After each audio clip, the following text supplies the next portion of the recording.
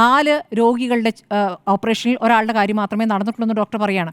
അങ്ങനെയല്ല, ഒരാളുടെ നടക്കാത്തതുള്ളൂ, ബാക്കി 3 പേരുടെ നടന്നു എന്ന് DME പറയുകയാണ്.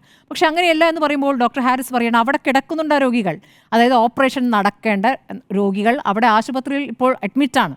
ഈ സംവിധാനം വരുന്നതിന് വേണ്ടി വെയിറ്റ് ചെയ്യാണ്. ഇപ്പോൾ ആരോഗ്യമന്ത്രിക്ക് ഈ പറയുന്ന റിപ്പോർട്ട് തേടുന്ന സമയം കൊണ്ട് അവിടെ ഒരു പരിശോധന നടത്തി ഇങ്ങനെ രോഗികൾ അവിടെ കിടക്കുന്നുണ്ടോ എന്ന് അറിയാമല്ലോ. ഹാരിസിന് വിശ്വാസത്തിലെടുക്കുന്നുണ്ടെങ്കിൽ അതിൽ നേരിട്ട് പോയൊരു പരിശോധന നടത്താമല്ലോ. അപ്പോൾ റിപ്പോർട്ട് തേടുകയാണ്, അതൊരു സമയം തേടലാണ്. കുറച്ച് കഴിയുമ്പോൾ അതങ്ങ് മറന്നുപോകും, ആ ചർച്ച അവിടെ അവസാനിക്കുമെന്നുള്ളതാണ്.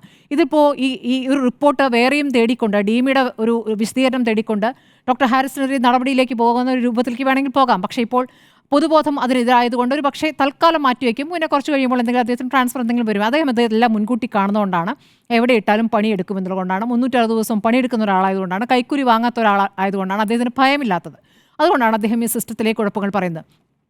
ഇപ്പോൾ അദ്ദേഹത്തിൻ്റെ സംഘടനയും അദ്ദേഹത്തിനൊപ്പം വന്നിട്ടുണ്ടല്ലോ. സംഘടനയും പറയുന്നതാണ് ഇത് ഒരു ഏതെങ്കിലും ഒരു വകുപ്പിൻ്റെ പ്രശ്നമല്ല, കാലങ്ങളായി അനുഭവിക്കുന്ന വിഷയമാണ്. ഈ പറയുന്ന പുറത്തേക്ക് കൊടുക്കുന്നതും സ്കാനിങ്ങിന് കൊടുക്കുന്നതൊക്കെ ആയിട്ടുള്ള ഡോക്ടർമാരുണ്ട്. ഈ ഡോക്ടർ പറയുന്നു രോഗികളിൽ നിന്ന് തന്നെ 4000-5000 പിരിച്ചുകൊണ്ടാണ് പല ഓപ്പറേഷനുകൾ നടത്തുന്നത്. തൻ്റെ വകുപ്പിലില്ലാത്ത മറ്റു ചില ഡോക്ടർമാർ പറയുന്നുണ്ട് ഓപ്പറേഷൻ ഈ തരത്തിൽ സംവിധാനമില്ലാത്തതുകൊണ്ടാണ്. അപ്പോൾ പറയും ഇപ്പോൾ ഡേറ്റ് ഇല്ല, നിങ്ങൾ പിന്നെ വരൂ എന്ന് പറഞ്ഞു വിടുന്നു. പക്ഷേ ഈ ഡോക്ടർ അങ്ങനെ ചെയ്യുന്നില്ല.